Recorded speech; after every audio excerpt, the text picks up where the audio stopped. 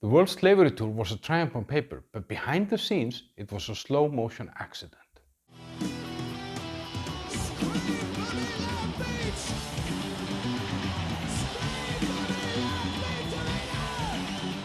331 days, 189 shows, dragging around a 20-foot mummy? For most bands that would be a career, but for Iron Maiden that was a single tour, and it nearly cost them everything. This is a closer look at when the biggest metal band on earth hit the wall, and actually through the wall. So this album here captures the World Slavery Tour, but it actually wasn't planned. It was a survival tactic, because after that long time on the road, the band kind of refused to go back in the studio, and the label decided to publish a live album.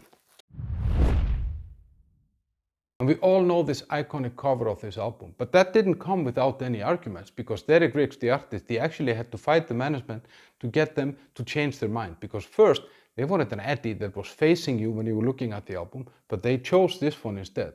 And in hindsight, this cover is probably the perfect symbol for a band that was almost dead on its feet, but refused to give up.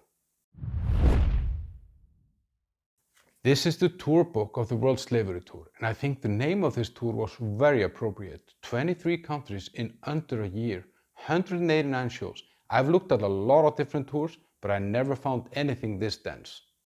And on the stage you had this mummified Eddie that was the size of a house, plus all the pyros and all the lights. It was a logistic nightmare, but the band had to travel commercial flights with delays, layovers, and all the works.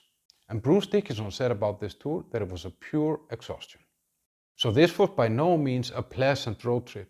This was a painful journey, and that journey actually started behind the Iron Curtain.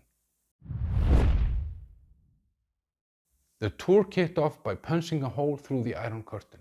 Poland, Hungary and Yugoslavia, places where almost no metal band had ever been, and fans spent a third of their monthly salary just for one Iron Maiden album.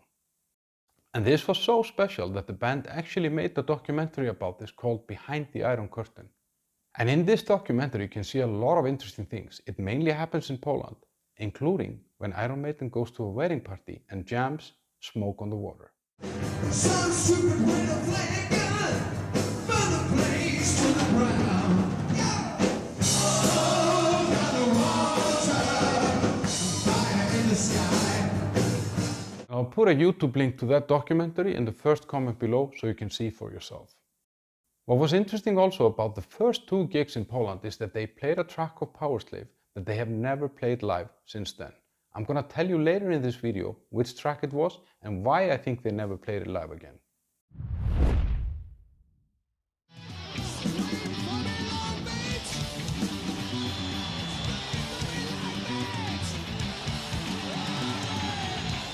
This roar is legendary, we all know that, but this tour was not easy for Bruce Dickinson and his voice. So they ended up going into the studio, fixing some of the vocals on songs like The Trooper, I think, on Running Free. But to be honest, the rest of the album is pretty much just like it came from the cow. The strain of this tour didn't die on the road, it actually followed them into the studio, and by the time they recorded Somewhere in Time, Bruce was still exhausted. He had some ideas, some acoustic stuff that apparently Steve Harris shot down. Maybe this was the rift that caused Bruce to leave the band in 1993. Maybe the seeds were planted already back then. So in some sense, Live After Death didn't just capture the band at its peak, but it also might have bought them some time, because without this album and going straight into the studio, the band might have imploded much earlier. And talking about imploding, I would just love it if you would like this video and subscribe to my channel so that I don't implode.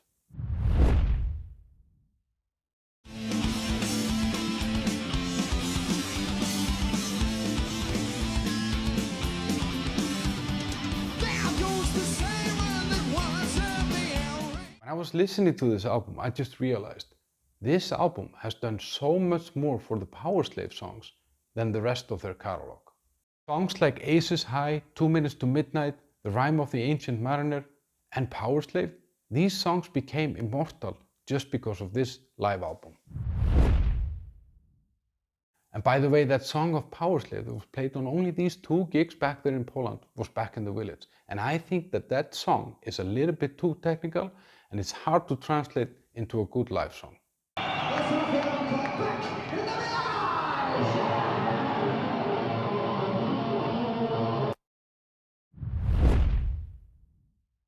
Iron Maiden went into this tour as stars, but they came out as legends with scars. That rhymed. But it gave us this, one of the best live albums ever recorded. Tell me in the comments if you agree, or if you have another live album that you think is better than this one. And then check up here. This is when I saw Iron Maiden actually live last year, and I was questioning, should they continue or retire?